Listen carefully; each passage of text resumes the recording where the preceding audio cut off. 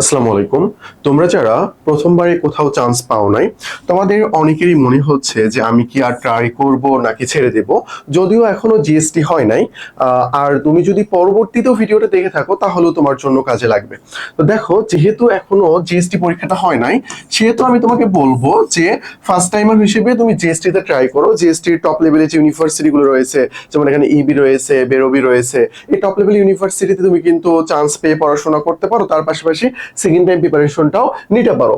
এবং তোমাদের অনেকেরই মনে হইতে পারে যে ভাইয়া, আমি তো প্রথমবারে ফেল করে ফেলছি, কোথাও চান্স পাই নাই, জিএসটিতে কি হবে না হবে এটাও বুঝতে পারতেছি না, আমার পজিশনে আসতেছে না, আমি ফেল করতেছি, তা আমি কি করব?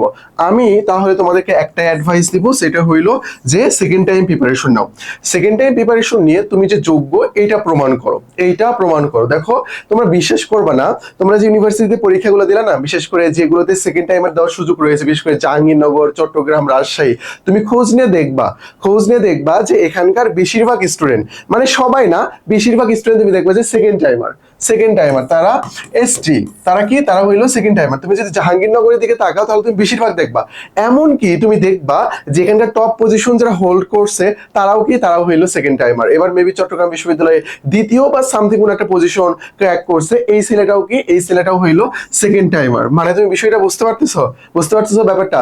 তাহলে একটাই কথা, যে প্রথমবার আমার যেহেতু হয় নাই, তো সেকেন্ড টাইম যেগুলোতে দেওয়া যেতে পারে এবং দেওয়া যাবে সেইগুলোর জন্য আমি ভালোভাবে প্রিপারেশন নিব, এইটা তোমার মনস্থির করা উচিত।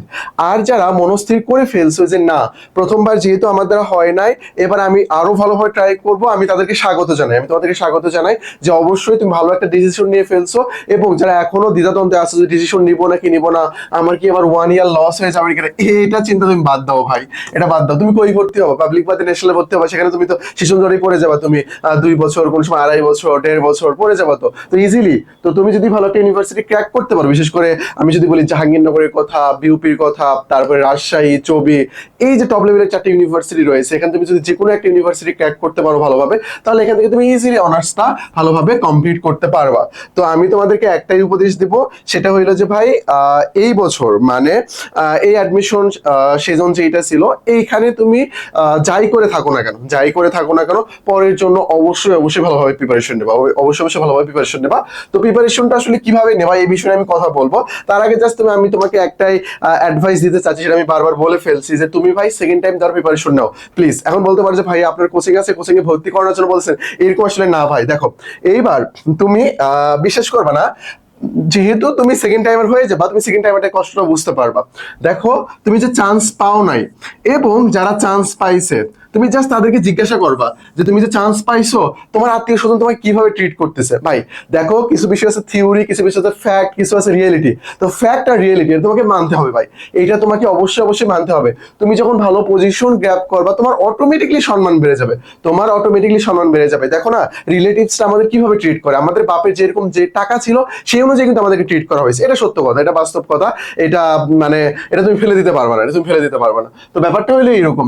তো তুমি ফার্স্ট টাইমার, কোনো টেনশন করার দরকার নাই। তুমি সেকেন্ড টাইমের জন্য অবশ্যই ভালোভাবে মনস্থির করে নেবা যে না, আমার দ্বারা হতেই হবে, আমি অবশ্যই পারবো, এই সিদ্ধান্তটা নিয়ে ফেলবা।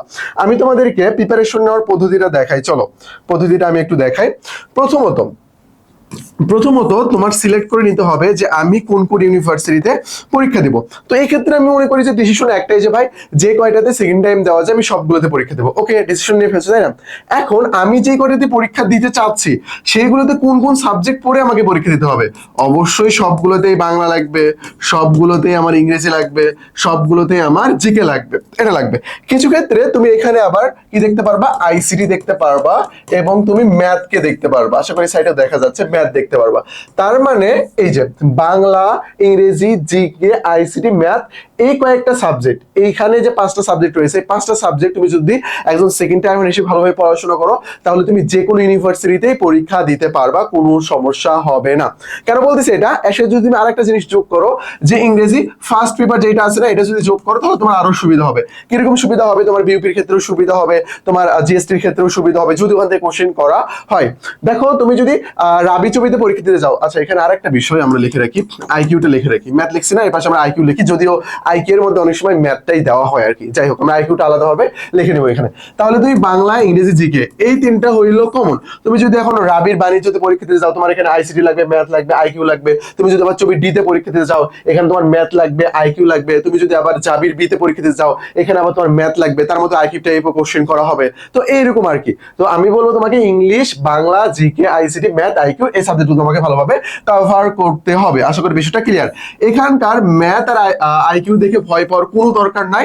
আমি নিজেও ভয় পাইতাম আর কি, বাট বিশ্বাস করো অ্যাডমিশনের যে সিলেবাসটা রয়েছে এটা অনেক অনেক পরিমাণ ছোট। এখানকার কিছু টপিকস, কিছু আইটেমস তুমি যদি ভালোভাবে জেনে থাকো তাহলে তোমার জন্য এনাফ। তাহলে তোমার জন্য এনাফ বলতে পারেন ভাই অ্যাডমিশনের সিলেবাস, ভাই সিলেবাস নাই, বাট যে ধরনের কোশ্চেন করা হয় ওই টাইপগুলোই বারবার রিপিট করা হয়। সো এই দিকটা তুমি খেয়াল রাখবে। আইসিটি তুমি আগেই পড়ে আসছো, আর বাংলা, ইংলিশ, জিকে তো এই বছর তুমি ভালোভাবে পড়ছো, তাই না? এখন হইলে তুমি বই সিলেক্ট করবা, বই সিলেক্ট করবা। বাজারে প্রচলিত যে বইগুলো আছে না, এগুলোতে কোনো সমস্যা নাই, প্রায় সবগুলোই সেম। বাজারে প্রচলিত প্রায় সবগুলোই সেম। বই নিয়ে আমরা আলাদা ভিডিও মেক করবো, সমস্যা নেই। তো তুমি এগুলো বই নিয়ে ফেলছো যারা, সমস্যা নেই কোনো। জাস্ট কোশ্চেন ব্যাংকের কোশ্চেন গুলো একটু আপডেট করে নিবা। ধরো তুমি কোশ্চেন ব্যাংক যেটা কিনছিলে গত বছর, এই বছর যেগুলো কোশ্চেন আছে সেগুলো একটু আপডেট করে নিবা। দেখবা যে কোন ইউনিভার্সিটি তাদের প্যাটার্নটা পরিবর্তন করে ফেলতেছে, এটা তুমি একটু দেখে নিবা। এইভাবে তুমি যদি দেখে নিয়ে সব সাবজেক্ট গোছাতে পারো, তাহলে আমি বলে করবো যে তোমার প্রিপারেশনের যাত্রাটা অনেক ভালোভাবে শুরু হচ্ছে। এখন তোমার কাজ হইলো Bangla, English, GK, IQ, ICT, math এইগুলো থেকে কি কি টপিকস কোশ্চেন করা হয়, কোন কোন টপিকস এ কোশ্চেন করা হয়, এই টপিকস যেগুলো আছে এগুলো সুন্দর করে লিখে ফেলবা। এইগুলোর মধ্যে আমি কোন কোন টপিকস পারি, আমি কোনগুলো পারি না, কোনগুলো একেবারেই পারি না, আমার পড়তে হবে কোনগুলো, এইগুলো তুমি সিলেক্ট করে নেবা। আর প্রথম থেকে এক্সাম বেস একটু হয় না, শেষের দিকে সেই এক্সাম বেস চালু হয়। যদি প্রথম থেকে কোনো এক্সাম বেস থাকে তাহলে সেই এক্সাম বেসে ভর্তি হয়ে যাবা, রুটিন অনুযায়ী সেই এক্সাম বেসে তুমি পড়াশোনা করবা। এইভাবে তুমি যদি তোমার যাত্রাটা শুরু করো, তাহলে আমি মনে করি যে দ্বিতীয়বারে তুমি ইজিলি চান্স পেয়ে যাবা ভালো একটা ইউনিভার্সিটি। এখন কথা হইলো ভাই, প্রথমের দিকে তুমি যখন সেকেন্ড টাইম প্রিপারেশন বা তোমার মোটিভেশন হাই থাকবে, তুমি এমনও হবে যে প্রথম দিকে তুমি 8-9 ঘন্টা করে পড়তেছো। বাট আমি বলবো যে তুমি প্রথম থেকে কম থেকেই শুরু করো। তুমি একদিন 8 ঘন্টা পড়তেছো, পরের 4-5 দিন রেস্ট করতেছো, এই পড়ার কোনো দরকার নাই।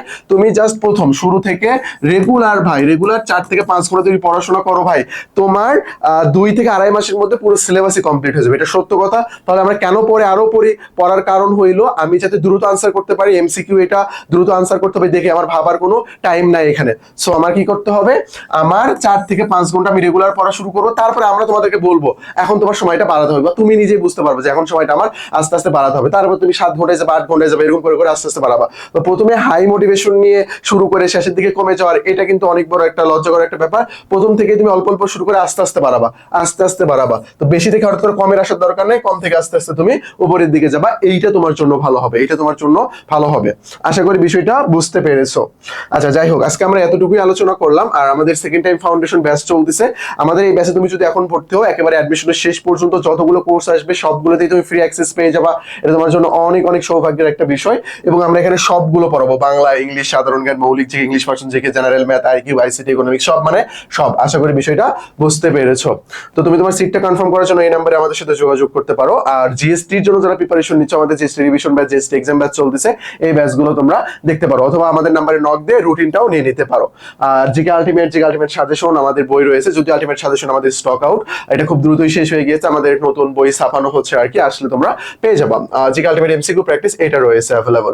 আর আমাদের 10টা ফ্রি বেসিক ক্লাস রয়েছে। যারা আমাদের ভিডিওটা প্রথম দেখতেছো, চ্যানেলটা সাবস্ক্রাইব করে নাম্বারে নক দিলে তুমি 10টা ফ্রি ক্লাস পেয়ে যাবা। আর এই যে আমাদের টেলিগ্রাম নাম্বার, অ্যাডমিশন সংক্রান্ত যে কোনো সমস্যা আমাদেরকে নক করবা, আমরা সেটা সলভ করে দেবো। আশা করি বিষয়টা ক্লিয়ার। তো আজকে এই পর্যন্তই। আসসালামু আলাইকুম।